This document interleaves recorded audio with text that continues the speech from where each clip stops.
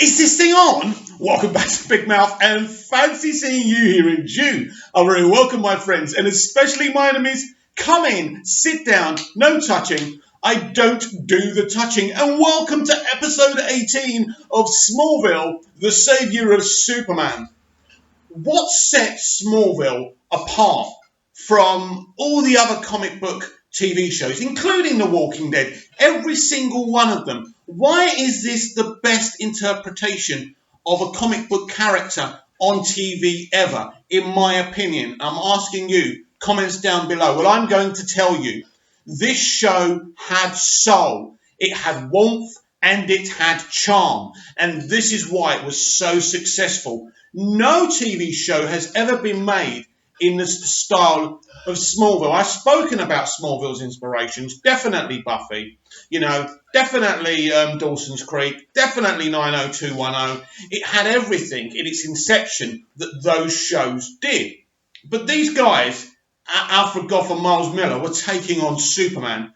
You can talk about no flights, no tights. You can talk about him not wearing the costume.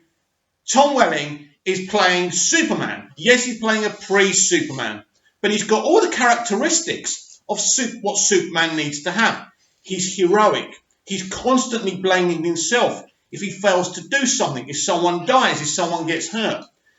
Tom Welling's portrayal of Clark Kent, I think, is more Superman than anyone else, including Christopher Reeve. And, he was my first Superman, and damn, I love that guy. I love his Superman. Without his Superman, I would never have fallen in love with DC or this character.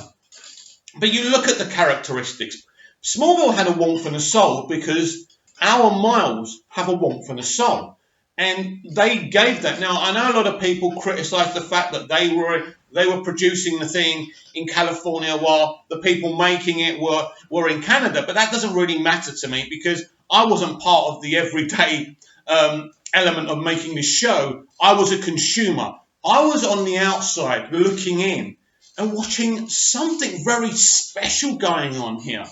There's a reason why this show carried on for 10 years. People accuse it of being on a rating staff show, and it wouldn't have lasted for 10 years if it was on a CBS or something like that. Listen, nobody knows. Nobody knows how long this show would have lasted on a bigger network, and who cares?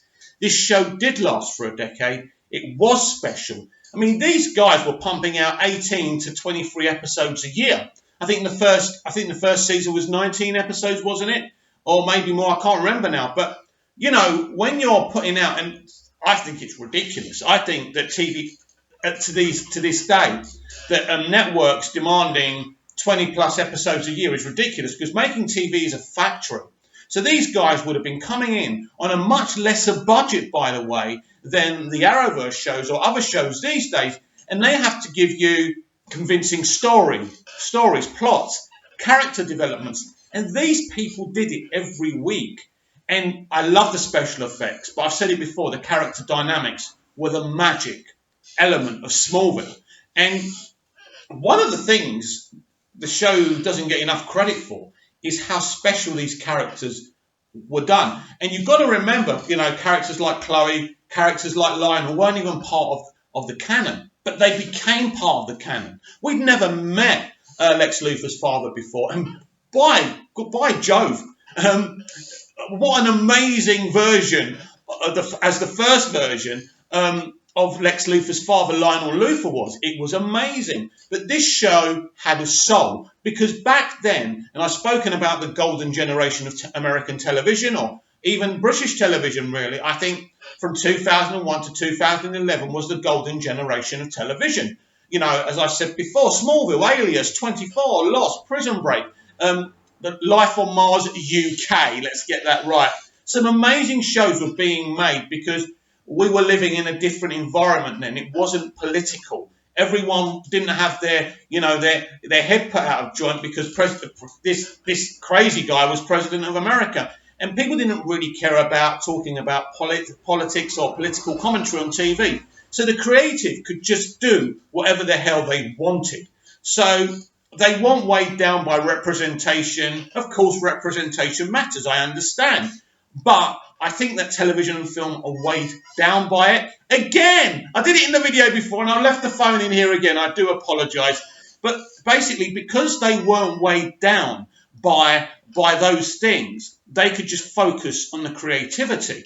I mean, to think that we had Jeff Loeb involved, the guy who did the graphic novel Superman for All Seasons, is it? He's been working for Marvel TV.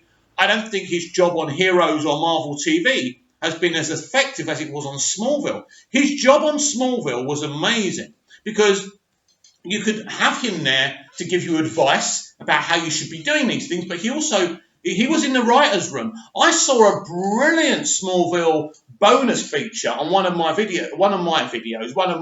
DVD box sets, where I think it's the season 4 where they're just sitting there in the writer's room. I love a writer's room. If you've ever been in a writer's room before, it just engulfs energy.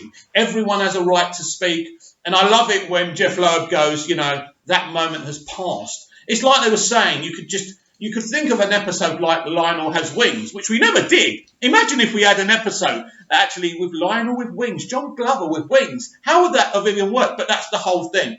You come up with an idea, it doesn't work, and you've got all these voices and all these different ideas, so it's great.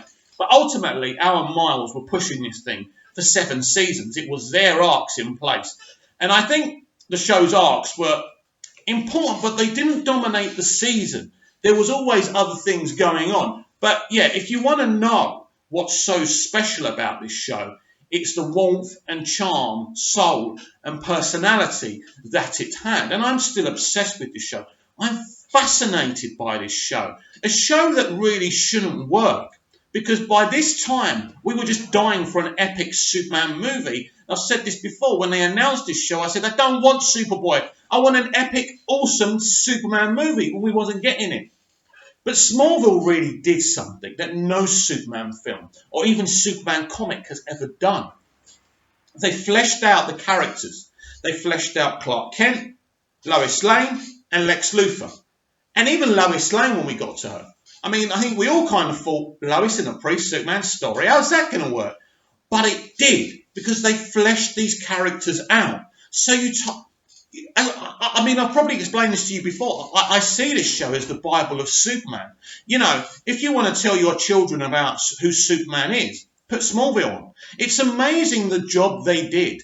It's amazing. And you can go back and see a pre-Superman, pre-adventure, if you like. And it works. And they were able to bring in characters you wouldn't imagine would work. These are characters that you should meet when Clark becomes Superman, like Perry White, like Lois Lane, like Doomsday, who's not a character, he was a creature.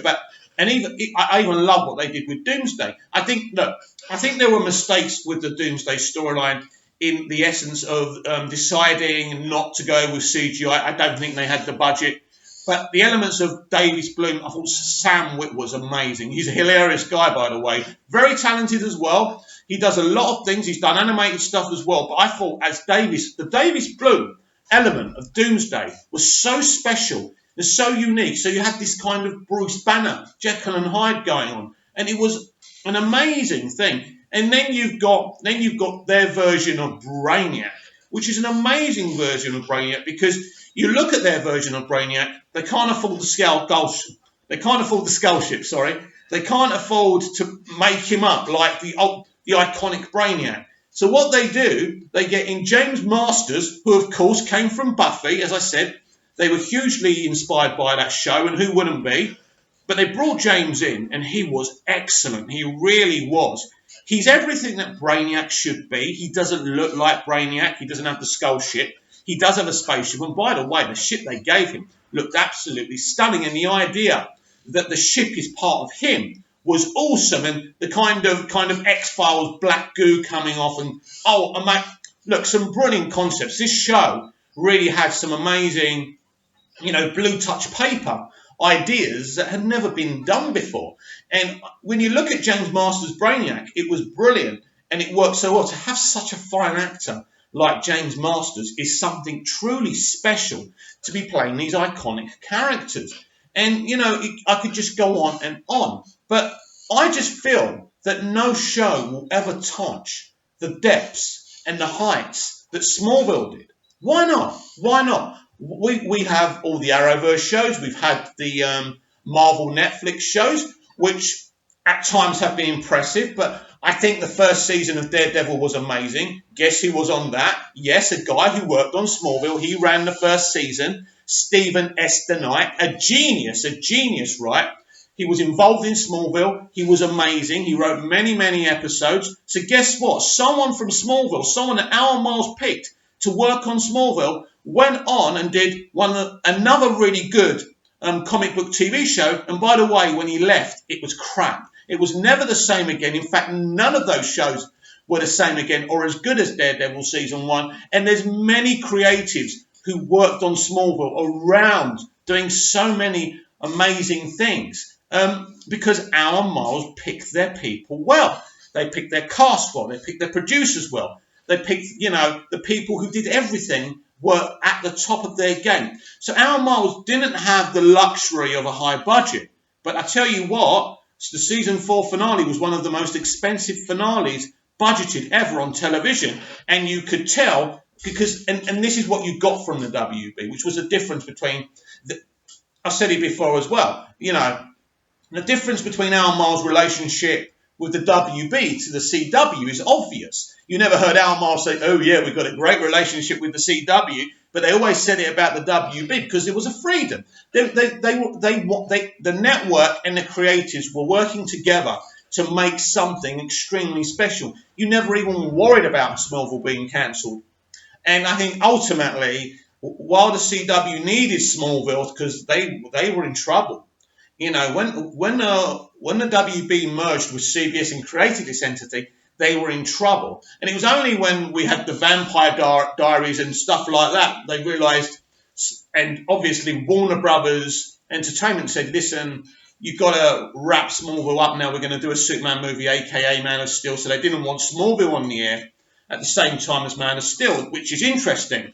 But that, sorry about that. Don't I talk too much and my throat doesn't like it. But so Smallville will always go down as a very, very special show. It's had elements in place that you just do not see on modern day television. It took a lot of risks. It took a lot of gambles. But what it was totally Superman. The things that they did, Terence Stamp as the voice of Jor-El, Christopher Reeve as Virgil Swan, Margot Kidder as Bridget Crosby, and I could go on and on, Mark McClure as Daxter. They did amazing. They were able to bring people from different live action elements of Superman gone by and put them in the show. But they didn't just throw them in the show and say, look who we've got. They gave them really good characters to play. This show, for me, will age well. It will be one of those moments in television that any of us who experienced it will never forget.